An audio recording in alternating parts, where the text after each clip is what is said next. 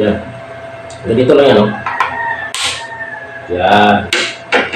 Tapos kunin mo yung kanyang shell.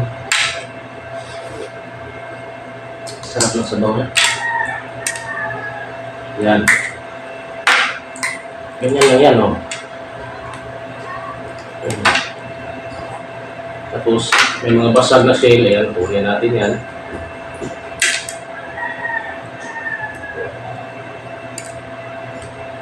Ayan, yung basag, kunin natin. Ayun na. Oh.